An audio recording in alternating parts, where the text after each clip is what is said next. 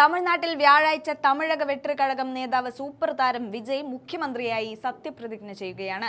107 MLA-മാരുടെ പിന്തുണ ഉറപ്പിക്കുന്ന വിജയ്ക്ക് ഇനിയും 11 MLA-മാരെ ആവശ്യമാണ്. കോൺഗ്രസിന്റെ 5 MLA-മാരോട് പിന്തുണയ്ക്കണമെന്ന് വിജയ് അഭ്യർത്ഥിച്ചിരുന്നു.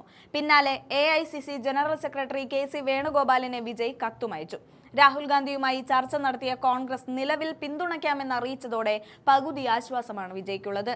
ശേഷിക്കുന്ന MLA-മാരെ എളുപ്പത്തിൽ കണ്ടെത്താൻ സാധിക്കുമെന്ന പ്രതീക്ഷയിലാണ് TVK.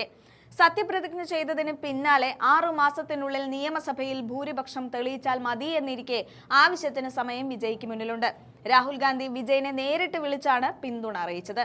മന്ത്രിസഭയിൽ പ്രാതിനിധ്യം വേണമെന്ന ആവശ്യവും വിജയ്ക്ക് മുന്നിൽ വെച്ചിട്ടുണ്ട്. ഇത് വിജയ് അംഗീകരിച്ചതോടെ കോൺഗ്രസിന് തമിഴ്നാട്ടിൽ ഒരു മന്ത്രി ഉണ്ടാകുമെന്ന് ഉറപ്പാണ്.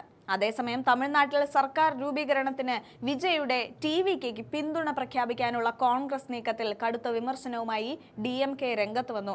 കോൺഗ്രസിനെ പിന്നിൽ നിന്ന് കുത്തുന്നവരെന്ന് DMK വക്താവ് ശരവണൻ അണ്ണാദുരൈ വിശേഷിപ്പിച്ചത് പൊട്ടിത്തെറിയുടെ സൂചനകളാണ്. TVKക്ക് പിന്തുണ നൽകാനുള്ള കോൺഗ്രസ് തീരുമാനം ഏകപക്ഷീയമാണെന്നും അത് DMK അംഗീകരിക്കുന്നില്ല എന്നുമാണ് ചില നേതാക്കൾ പറഞ്ഞത്. പിന്തുണ തേടി വിജയ് കോൺഗ്രസിനെ സമീപിച്ചതിന് പിന്നാലെയാണ് രാഹുൽ ഗാന്ധി പച്ചക്കൊടി കാണിച്ചത്. അന്തിമ തീരുമാനം തമിഴ്നാട് കോൺഗ്രസിന് വിട്ടിരിക്കുകയാണെന്ന് AICC general secretary KC Venugopal അറിയിച്ചിട്ടുണ്ട്. പിന്നാലെ ചൊവ്വാഴ്ച രാത്രി വൈകി നടന്ന തമിഴ്നാട് കോൺഗ്രസ് രാഷ്ട്രീയകാര്യ സമിതിയുടെ അടിയന്തര യോഗം TVKയെ പിന്തുണയ്ക്കാൻ തീരുമാനിക്കുകയായിരുന്നു. തമിഴ്നാട്ടിൽ മതേതര സർക്കാർ വരണമെന്നാണ് ജനഹിതമെന്നും BJPയും അവരുടെ പ്രതിനിധികളും തമിഴ്നാട് ഭരിക്കുന്നത് കോൺഗ്രസ് അനുവദിക്കില്ല എന്നും KC വേണുഗോപാൽ പറഞ്ഞിരുന്നു. 234 അംഗ തമിഴ്നാട് നിയമസഭയിൽ 108 സീറ്റുകളാണ് വിജയുടെ TVK നേടിയത്. കേവല ഭൂരിപക്ഷത്തിന് 10 MLA-മാരുടെ കുറവാണ് വിജയുടെ പാർട്ടിക്കുള്ളത്. 5 MLA-മാരുള്ള കോൺഗ്രസിന്റെ പിന്തുണ ലഭിച്ചാലും ഭൂരിപക്ഷം നേടാനാകില്ല. CPM, മുസ്ലിം ലീഗും അടക്കമുള്ള DMK സഖ്യത്തിൽ മത്സരിച്ച ചെറു പാർട്ടികളുടെ നിലപാട് ഇക്കാര്യത്തിൽ നിർണായകമാണ്. കോൺഗ്രസ് പിന്തുണച്ചാൽ ലീഗും പിന്തുണച്ചേക്കുമെന്നാണ് വിവരം. എന്നാൽ കോൺഗ്രസ് TVKക്ക് പിന്തുണ നൽകുന്നത് തമിഴ്നാട്ടിൽ മാത്രമല്ല, കേന്ദ്രത്തിലും ഒരു നിർണായക മാറ്റത്തിന് വഴിയൊരുക്കുമെന്ന് ഉറപ്പാണ്. ഇന്ത്യ മുന്നണിയിലെ പ്രധാന കക്ഷിയായ DMKയെ പൂർണ്ണമായും തള്ളാൻ കോൺഗ്രസിനാകില്ല.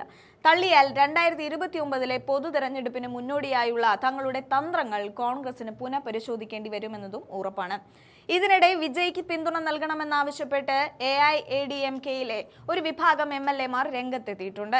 20ഓളം MLA-മാർ വിജയ്ക്ക് പിന്തുണ നൽകണമെന്ന അഭിപ്രായമുള്ളവരാണ്. എന്നാൽ മറുവിഭാഗം ഇതിനോട് യോജിച്ചിട്ടില്ല. AIADMKക്ക് 47 സീറ്റുകളാണ് ലഭിച്ചിരിക്കുന്നത്.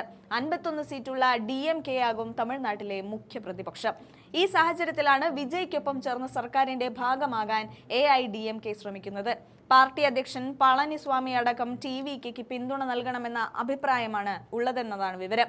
വ്യാഴാഴ്ച വിജയ് മുഖ്യമന്ത്രിയായി സത്യപ്രതിജ്ഞ ചെയ്യുമെന്നാണ് പ്രതീക്ഷിക്കുന്നത്.